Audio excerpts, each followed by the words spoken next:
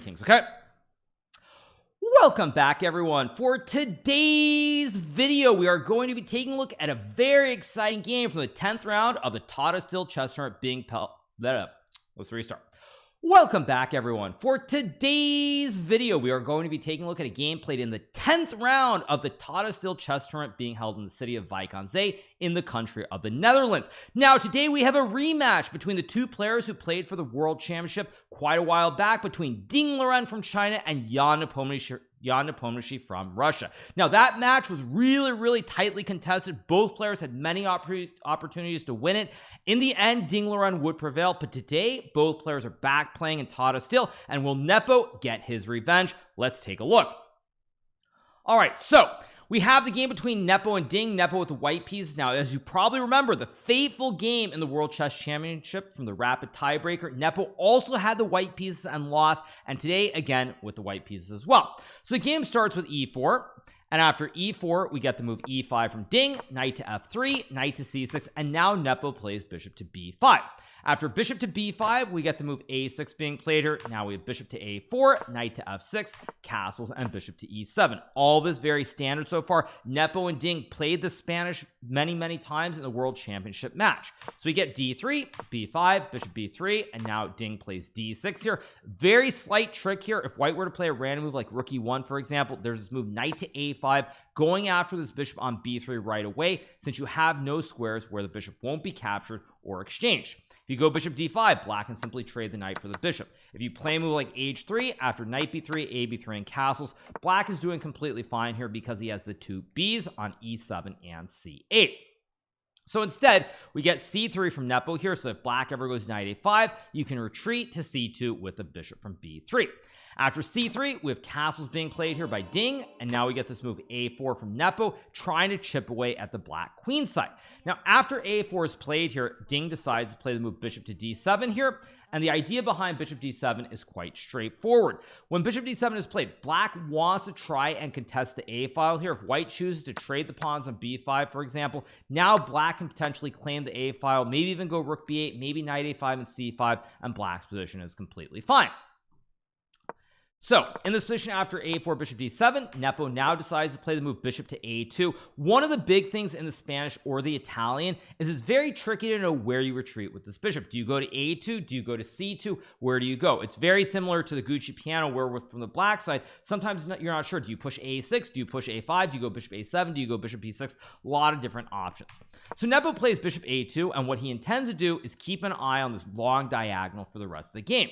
So here Ding plays the move h6. Now we get this move h3 being played. After h3 we have rook to e8 being played by Ding, and now we get this move bishop to e3 from Nepo. After bishop to e3 we now get this move rook to b8 being played, and after rook to b8 we get knight bd2. So what Nepo is doing is just finishing his development. Both players are putting their piece on the squares that make the most sense. Black is intending maybe to move the bishop to f8 and contest this open e file. Let's say white goes let's say we got bishop f8 and white plays d4 for example. After takes knight e4, black is simply up a pawn in the center of the board. So after bishop to f8, Nepo decides to play this very aggressive move g4, and now we see the point behind Nepo putting this bishop on a2. He wants to attack on the king side. He wants to put pressure on this pawn on f7, because if we go back a couple of moves, for example back here, the rook on f8 guards this pawn on f7. But when we get to this position after g4, now there's massive pressure. Rook no longer can guard this pawn on f7, and therefore Ding decides to play bishop e6. Now you might also be wondering, well, in classic chess you're being told, we tell beginners, don't push the pawns in front of your king. But what's going on here is that Nepo understands that Ding will not be able to create any pressure on the king side. In fact, he has to play bishop e6 to try to get rid of this very powerful bishop on a2. But now after the trade, takes, Nepo goes g5, opening up the king side, trying to put the knight on g5, and in the long term he wants to scoot the king over to h1 or h2 and then play on the open g file. So here Ding takes, Nepo recaptures. Now we get rook to e8, and the move king h2 is played by Nepo. Nepo very clearly rook g1, queen f3, attack on the king side. Black's pieces look nicely placed, but he doesn't really have a lot of defense around the king. You've got this one bishop and these pawns, but if white can use this open g file, go queen f3, maybe even get the double stack. Let's say you got a position like this, just to illustrate the point, where white gets these rooks on the G file here with the queen on F3. White is in really good shape here. Computer already says that white is winning because there's massive pressure on the king side. Massive pressure. So after king to H2, we get this move D5 being played by Ding, and now we have this move rook to G1. After rook to G1, Ding plays D4. We get pawn takes, and now bishop to F4 is played. Now, what Ding is trying to do is he's trying to create pressure in the center right away. One of the ideas he can go for is something like knight b4 and c5, c4, or what he plays in the game with bishop d6, trying to get this knight to the center, maybe e5 or b4, but essentially trying to limit white's attack on the king side. After bishop d6, we get bishop g3 being played here by Jan, and now after bishop g3, bishops come off the board, and Ding plays queen d6, pinning the rook on g3, and still trying to prevent queen to f3 with knight e5, or even going queen to f4 himself to stop white from pushing f4 and e5. Here, Nepo decides to play the move king g1, and now we get the move rook to a8 from Ding. Now we get rook takes rook, and you're probably thinking, looks like Ding is okay. He's traded off some rooks. White only has this rook on the open file. Long term, if white cannot get f4 and e5 being played here, probably white is not getting a big attack, and the pawn structure is also a little bit split with the pawns on h3 and f2. So in this position, we now get this move queen to b3 being played by Nepo, and now we have this move queen to d7 from Ding. After queen to d7, now we get the move knight d f3 being played by Nepo, and after knight to f3, Ding decides to play the move rook b8. Now the position is already starting to go downhill a little bit for Ding at this point, because Nepo goes queen to c2 here with the idea of knight to h4, and after queen to c2, we get this move rook b6 guarding the knight on c6, and now Nepo plays this move e5. After e5, the knight on f6 is under a lot of pressure here, and we get this move knight to h5. After knight to h5, Nepo plays the move rook to g4, pressuring this pawn on d4 with the knight and the rook, and potentially intending to play either queen c5 or knight to e4. After rook g4, we get this move rook to b8 being played by Ding, and after rook to b8, Nepo goes queen c5. Now Nepo is really starting to overwhelm Ding in this position. He's a very active queen, very active knights. The pawn on d4 is very weak. You can even push for e6 here, and the position is really dire. So here Ding decides to play rook d8, trying to guard this pawn on d4 with the rook, the queen, and the knight, but now Nepo plays knight to e4. While this might not be the best move, it's a very logical move with the idea of playing for knight f6 check and putting pressure on the king, or even just trading the knights. You also have ideas like, let's say black goes rook b8 and you get I think rook to h4 here is very strong, pressuring this knight. Black is probably just lost. If you go g6, I sack the rook and I fork the king and the queen. Additionally, here there's also this idea of e6 as well. So you go rook b8 e6, creating this attack towards both of D's knights on c6 and h5. So here Ding plays the move queen to e6, and now Nepo goes for the move rook to h4. Great move from Nepo here, pressuring the knight on h5. Black has very limited ways of trying to defend it. One of the ways is to play rook d5. If you don't go rook d5, you either have to play queen f5 here, or queen g6 or g6. Now if you go queen f5, I take the horse, you take my horse, and now there's a nasty fossil with knight f6 checking the king, and white wins this queen on f3 via capture or via classic right triangle.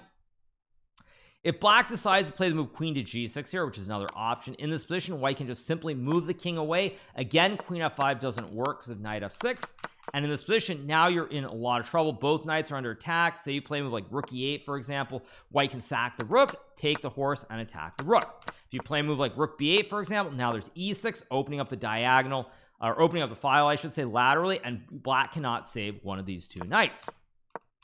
So here we get the move rook to d5 being played by Ding. Nepo goes queen to a3, and now we have this move g6 being played by Ding. After g6, we get this move knight fg5, and here Ding abruptly resigns the game. And the reason that he resigns the game here is pretty straightforward. If you play the move queen takes e5, which looks like the obvious move here, white can go queen to a8, checking the king, attacking the knight. You block with the rook, I take the knight, GG, you're just down a piece. If you play the move knight to d8, now I can sack the rook for the knight on h5. You take, then I sack the queen for the rook, and after takes, knight f6, it's a fork of the king and the queen, and after the king moves, there's knight takes queen, and white simply has an extra knight on the board and will win very soon. Now if black were to play queen e8, this also loses to the rook sack, because after rook takes knight, pawn takes knight f6, we get the classic family fork with the knight forking the king, the queen, and the rook at the same time. Queen d7, same thing, takes a knight f6, and if you go queen c8, which is really the only other option that you have here, again white sacks, goes here, knight takes d5, white has an extra knight on the board, and after queen to f5, white can simply play f4 here, pawns guard each other, queen guards a pawn on d3, knight guards a pawn on h3, and white just wins the game in short order. And if you were to play queen e7, the one last line after queen to a8 here, this is also just winning because if you block with the knight, you simply lose the rook, and when you block with the rook, I take the knight, and it's GG on the spot. So after knight fg5, Ding Liren resigns this game against Jan Nepomniachtchi. He gets crushed in a paltry 36 moves, and it's definitely very surprising to see Ding lose again. He's having a very, very poor tournament. I believe he has now lost 3 games while he's only won 1 game. So a very, very poor performance from the world champion. I would say even beyond that, it really does shed light on why a lot of us these days do consider Magnus Carlsen to essentially be the world champion, even though he doesn't have the title, because it's really, really hard to believe that when we see these games that Ding is playing against Nepo and others in Tata Steel, that he is the best player in the world. So a very, very brutal game for Ding, down to number 5 in the world ranking. He's now number 5 after Magnus, Fabiano, Hikaru, and Nepo, who has surpassed him. Nepo up to number 4 in the world, since I just mentioned him right above Ding. Having a relatively decent tournament. He's still in the hunt potentially to win. He did lose yesterday, but this big win today does put him back in the hunt for Red October. So we'll see what happens in the final couple of rounds of Tata Steel, but it's definitely going to be an exciting finish for us, the fans. For Ding, maybe not an exciting finish, certainly, but nonetheless, for us, the fans, it's exciting to see all these decisive games, see these rematches of players who played in the World Championship match, and see their best stuff. So on that note, I hope you guys have enjoyed this recap from the 10th round of the Tata Steel chess tournament being held in the city of Wijk aan Zee and in the country of the Netherlands. If you have not subscribed to my channel yet, make sure you smash that subscribe button below, and we will be back soon with some more great recaps from Tata Steel as the tournament heats up in the home stretch with the final 3 rounds. See you guys soon. Have a good one. Bye. Okay, you guys, so on that note, we are going to be moving over to Kick, and we're going to be moving over to Kick, and I'll see you over there in about 30 seconds. We're going to be playing in Arena Kings, so let me see you over there, and we'll go right over now. See you on Kick in just